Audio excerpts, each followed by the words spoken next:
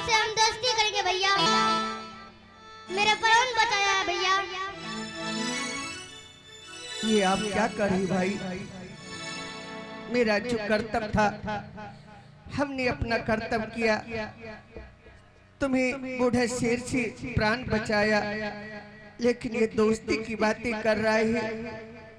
आप एक राजकुमार हैं, मैं एक गरीब भिखारी। बताइए मुझसे दोस्ती कैसे आप लगा सकते हैं? कैसे चलेगा मुझसे दोस्ती आपका? हाँ भैया, दोस्ती लगाने से होगा, नहीं तो हम सर पटक पटक कर मर जाएंगे भैया। ऐसा मत करो भाई। हे परमात्मा, इन अभागा को इस जंगल में आज तक कोई भैया कहने वाला नहीं।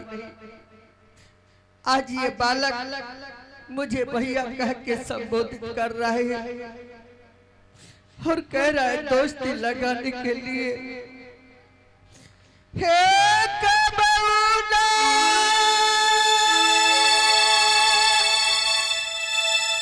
सुन लो हो भैया,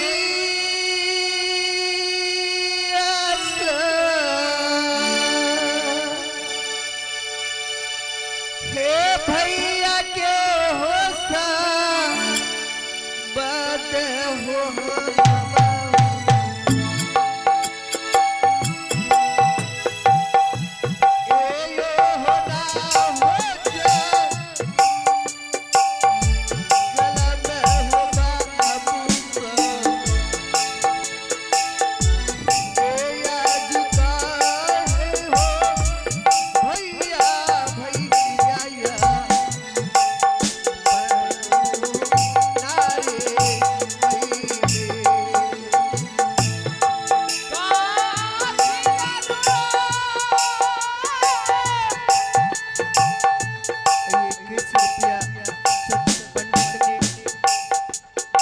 लगाने के लिए हम दोनों को इनाम में दिए हैं।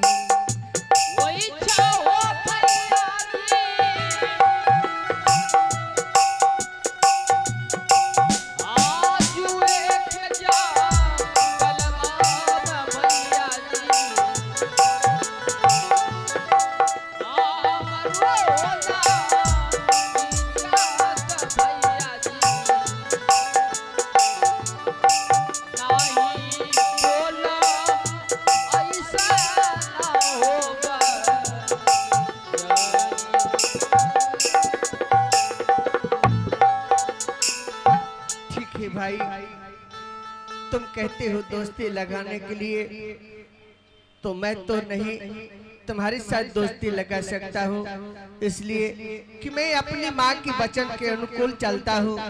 जो ही माँ कहती है मैं अपनी माँ की आज्ञा का पालन करता हूँ। माँ गई है नगर बस्ती भिक्षा मांगने के लिए, शायद आ गई होगी। चलो हम दोनों चलते हैं झोपड़ी के पास। इसी जंगल में एक मेरा झोपड़ी है। अगर माँ आ गई होगी, माँ कह देगी कि पुत्र दोस्ती लगा लो, तो मैं तुम्हारे साथ दोस्ती लगा लूंगा। अगर वो कहेगी नहीं तो क्षमा करना भाई, मैं तुम्हारे साथ दोस्ती नहीं लगा पाऊंगा। ठीक है भैया।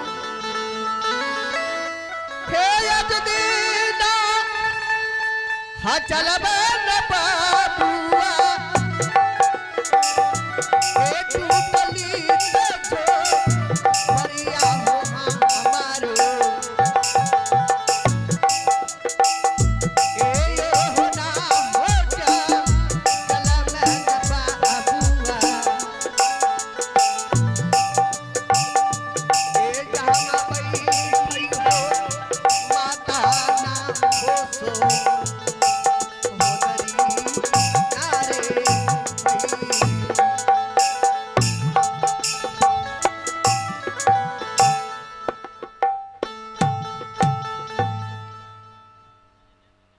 आज भी इस समय नगर बस्ती जो गए थे भिक्षा मांगने के लिए, मैं अपने बेटा ध्रुव के झोपड़ी में बैठा करके मैं अपने झोपड़ी में मैं अपने पुत्र को नहीं देख रही हूँ। इस समय मेरा बेटा कहाँ चले गए? बेटा ध्रुव आओ मेरे लाल, कहाँ हो मेरे लाल? मैं नगर बस्ती से वापस आ गई हूँ बेटा ध्रुव, आओ बेटा, बेटा ध्रुव। बेटा ध्रुव, माँ मैं आ रहा हूँ। आओ मेरी लाल। प्रणाम माँ। खुश रहो बेटा। प्रणाम माँ। जीते रहो मेरे लाल। बेटा ध्रुव, हाँ मैं तो माते। तुम्हें झोपड़ी में बैठा करके गई थी नगर बस्ती भिक्षा मांगने के लिए। सिर्फ अकेले झोपड़ी में तुम्हें देखती थी। आज मैं तुम्हारे साथ में जी राजकुमार लग रहे। ए राजकुमार कौन है बेटा? ही माते, ये अपने जंगल आया था शिकार खेलने के लिए। अपना बूढ़ा शेर बाबा के ऊपर इसने बाण चलाया और इसका बाण काम नहीं किया। ही माते, अपना बूढ़ा शेर इनके ऊपर झपट पड़ा था। इन्होंने आवाज लगाया, कोई है बचाओ बचाओ। माते क्या बताऊं, मैं तुम्हारी राह ही देख रहा था, भगवान का गुणगान कर रहा था कि मेरे कानों तक आवाज गया। और मैं जब दौड़ कर गया तो देखा बूढ़ा शेर बाबा इनके ऊपर झपट पड़ा है, तो जाकर इनका प्राण बचाए। बूढ़ा शेर बाबा चले गए लौटकर मेरी बातों पर, लेकिन इनका कहना है कि भाई आप मेरे प्राण का रक्षा किए हैं, आप मुझसे दोस्ती लगा लीजिए। तू ही बता माते, क्या मैं इनके साथ राजकुमार के साथ मैं दोस्ती लगा सकता हूँ? नहीं बेटा, कहीं तुम एक भिखारन हो, कहीं एक ही राजकुमार है, दोस्ती नहीं हो सकते बेटा। हाँ माते, तू ही समझाओ इन्हें। ठीक है बेटा। हाँ माँ। ये बताओ कि तुम्हारा नाम क्या है उत्तम कुमार। और तुम्हारा घर कहाँ है बेटा? उत्तम प्रसाद। और तुम्हारा नाम?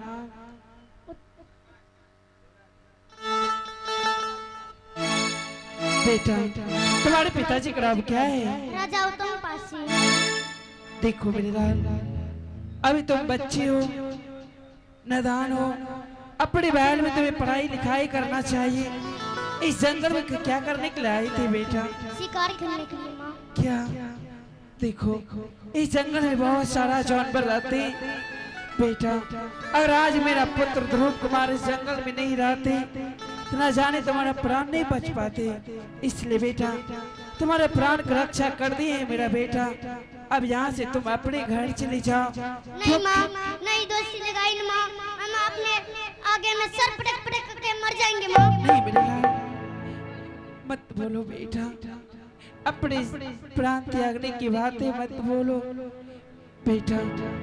दोस्ती बराबरी में होते, तुम एक राजकुमार हो, अगर तुम दोस्ती लगाने के लिए चाहती हो तुम्हें दोस्ती लगा देती हो, लेकिन इस जंगल में मैं मरने के लिए नहीं दूंगी।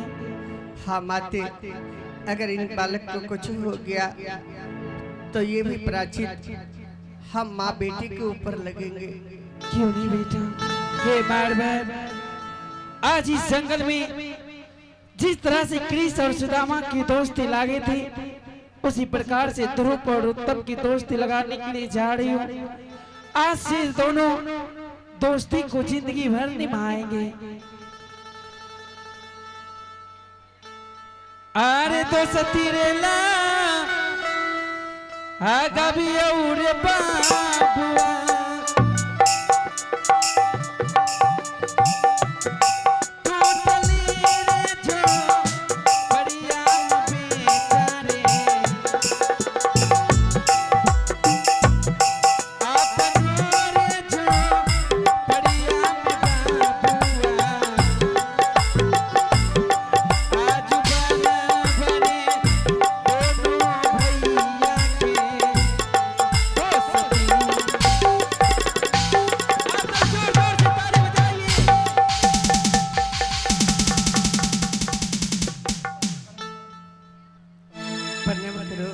खुश रहो बेटा। प्रणाम माँ। खुश रहो। तो देखो बेटा, अब तुम अपने मित्र जी को घर भेज दो। आज से तुम दोनों मित्र हो गए और दोस्ती को जिंदगी भर निभाना बेटा ध्रुव। क्यों नहीं माते, जब तक मेरे शरीर में प्राण रहेगा, मैं इस संसार में जीऊंगा तो अपनी दोस्ती को अमानत रखूंगा। क्यों नहीं बेटा? चलिए मित्र जी, अब मैं आपको इस जंगल से बाहर छोड़ देता हूँ। आपकी माँ रात देखती होगी कि मेरा बेटा गया है जंगल शिकार खेलने के लिए और अभी तक लौटकर नहीं आया है। नहीं मित्र जी, अपना महल चलिए मित्र जी, वहाँ पे